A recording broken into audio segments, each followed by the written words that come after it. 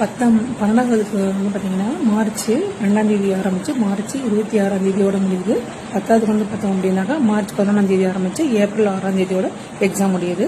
Result வந்து பார்த்தீங்கன்னா மே 8ஆம் தேதி 12வதுக்கும், மே 12th ரிசல்ட் வந்து பார்த்தீங்கன்னா மே 8ஆம் தேதியும், 10th ரிசல்ட் வந்து பார்த்தீங்கன்னா மே 5ஆம் தேதியும் பப்ளிஷ் ஆகுது. இது வந்து ஒரு டென்டேட்டிவான அனௌன்ஸ்மெண்ட்ஸ் தான் நம்மளுடைய தமிழ்நாடு கவர்மெண்ட் வந்து நமக்கு வந்து தமிழ்நாடு பள்ளிக்கல்வித்துறை நமக்கு வந்து அனௌன்ஸ் பண்ணியிருக்கோம். 10-12 பப்ளிக் எக்ஸாம் எழுத போகிறவங்களுக்கு சில டிப்ஸ்.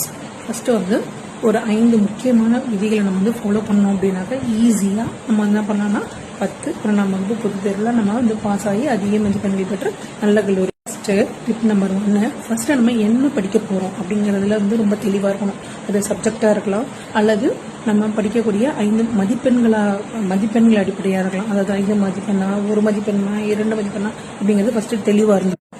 டிப் நம்பர் 2, அதாவது ஒவ்வொரு 25 நிமிஷத்துக்கும் ஒரு முறை ஒரு 5 நிமிடம் நம்ம என்ன பண்ணணும்னா ஒரு இடைவெளி எடுக்கணும். அது எதுக்காக அப்படின்னா இந்த 25 நிமிடம் நம்ம படித்தது அந்த 5 நிமிஷத்துக்கு நமக்கு வந்து ரீகலெக்ட் ஆகும். அதுக்காக நம்ம அந்த டைம் வந்து ஒதுக்கணும். இது வந்து டிப் நம்பர் 3, அதாவது ரொம்ப பெரிய யூனிட்டா இருக்கு அப்படின்னா அதை ஸ்பிளிட் பண்ணி சின்ன சின்ன யூனிட்டா ஸ்பிளிட் பண்ணி சப்டிவிஷன் பண்ணி அதை படிச்சிங்க அப்படின்னா உங்களுக்கு படிக்கிறதுக்கு ரொம்ப ஈஸியாக இருக்கும். அதாவது இப்போ சயின்ஸ் எல்லாம் எடுத்துக்கிட்டீங்க அப்படின்னாக்கா பெரிய பெரிய யூனிட்ஸ் இருக்கும். அதெல்லாம் என்ன பண்ணீங்கன்னா சப் யூனிட். டிப் நம்பர் 4, மிக மிக முக்கியமானது, எக்ஸாம் டைமில் சோஷியல் மீடியாவில் உங்களோட அதிகப்படியான டைமில் வேஸ்ட் பண்ணி படிப்பில் கான்சன்ட்ரேஷன் மிஸ் பண்ணாதீங்க. இது வந்து மிக மிக முக்கியமான 4வது டிப்ஸ். அடுத்தது கடைசி டிப்ஸு, டிப் நம்பர் 5. இது வந்து பார்த்தீங்க அப்படின்னா நம்ம எவ்வளோ படிக்கிறோமோ அதே அளவுக்கு நம்ம அதிக நேரம் நம்ம தூங்கணும். அதாவது 6 to 8 hours கம்பல்சரி தூங்கணும். ஏன்னா இந்த தூங்கும்போது தான் நம்ம படித்தது எல்லாமே நம்ம மைண்டில் திரும்ப ரீகலெக்ட் ஆகும். அதுக்கு ரொம்ப யூஸ்ஃபுல்லாக இருக்கும். ஸோ அதனால் சொல்கிறேன், என்ன படிக்க போகிறோன்னு ஃபஸ்ட்டு யோசிங்க. 25 நிமிஷத்துக்கு ஒரு முறை 5 நிமிஷம் பிரேக் எடுத்துக்கோங்க. பெரிய யூனிட்டாக இருந்தால் ஸ்பிளிட் பண்ணி படிங்க. சோசியல் மீடியாவிலேருந்து விலகிடுங்க.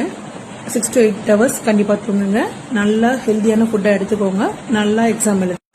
நான் சொன்ன இந்த 5 எளிய வழிகளையும் ஃபாலோ பண்ணி எல்லாருமே, ஏன்னா இருக்கக்கூடிய இந்த 3 மாதத்தில் நிறைய டைம் இருக்கவங்களுக்கு நல்லா படித்து தமிழ்நாட்டு மாணவர்கள் அனைவருமே 100% தேர்ச்சி பெற்று நல்ல கல்லூரிகள் நல்ல பள்ளிகளை சேர வாழ்த்துக்கள். நன்றி. முக்கியமான விஷயம் என்னன்னா, ரஜினி சார் சொன்ன மாதிரி வெற்றி நிச்சயம், இது வேத சத்தியம், கொள்கை வெல்வதே நான் கொண்ட லட்சியம் அப்படின்ற மாதிரி இந்த 4 வரிகளையும் உங்க மனதில் நிறுத்தி வெற்றி பெற்று நல்ல எளிய முறைகளை பயன்படுத்தி ஒவ்வொருத்தரும் நல்ல லைஃபை, நல்ல கல்லூரியை, நல்ல பள்ளியை செலக்ட் பண்ணி லைஃப்ல மேலும் நல்லா வளர்ந்து வளர்ச்சி அடையணும்னு நான் மனதார வாழ்றேன். நம்மளோட சேனலை மறக்காம லைக் பண்ணி சப்ஸ்கிரைப் பண்ணிக்கோங்க. தேங்க்ஸ் ஃபார் வாட்சிங் வீடியோ. பை.